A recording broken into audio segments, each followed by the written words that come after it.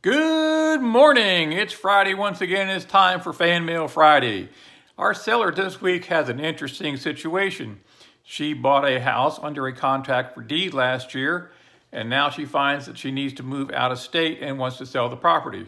The problem is she doesn't own it. It's never been titled in her name. So let's talk about that a little bit. All right, you may have heard the term before, but what it exactly is a contract for deed or an agreement for deed? You might have also heard it called seller financing, owner financing, or installment sale. You may also have heard it called a land contract. This is an agreement where a seller provides owner financing to a buyer. In turn, it allows the buyer to make monthly payments to the seller instead of a bank, and the seller will transfer the property title once the property is paid in full, according to the terms of the contract. Is an agreement for a deed or a contract for deed a mortgage?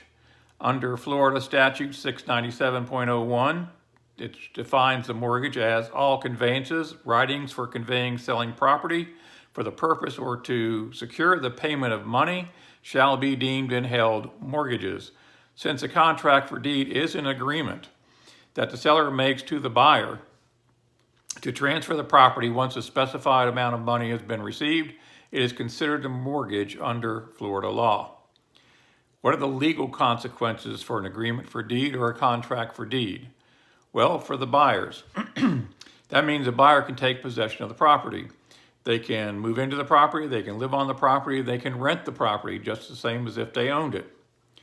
For the sellers, this means the seller keeps the title to the property, which means if the buyer does not pay under the terms of the contract for deed, they do not have to foreclose.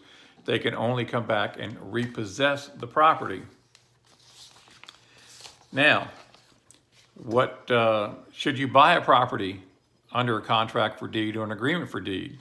Well, there's several different pros and cons to this.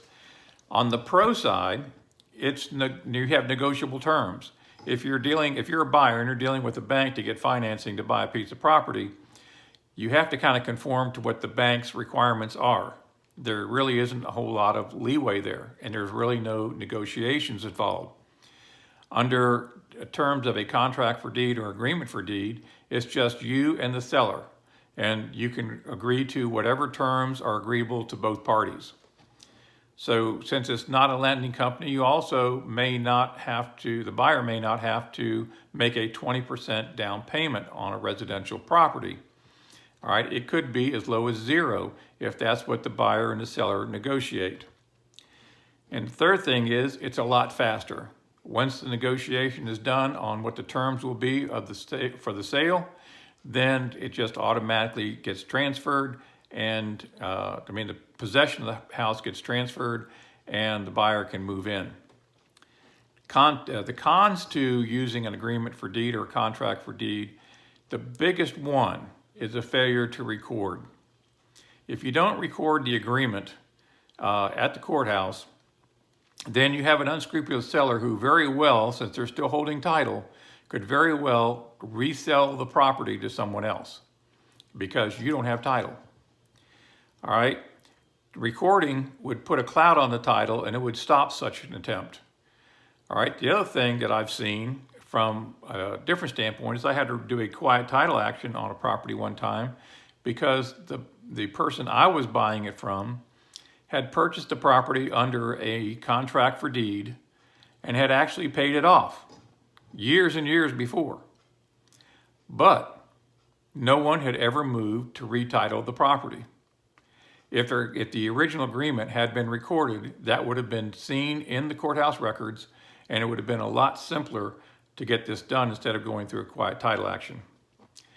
The other con is you're going to pay higher interest rates than you would if you were going to a bank. I mean, today, interest rates are 2.82%. All right, in the case of my seller this week who was trying to sell this house, she was paying 12%. So that's pretty high interest rates, but that's the kind of thing that you can expect if you're going into a contract for deed. And that's because the seller is taking all the risk. He's not a big bank. He doesn't have all these assets backing him up. and therefore, in order to be compensated for his risk, the interest rates are usually higher. So that's our message for this week. As always, if you know someone who's looking to sell their home quickly, have them call Rapid Home Deals at 352-480-0955 or go to our website, www.rapidhomedeals.com, and we'll see you next Friday.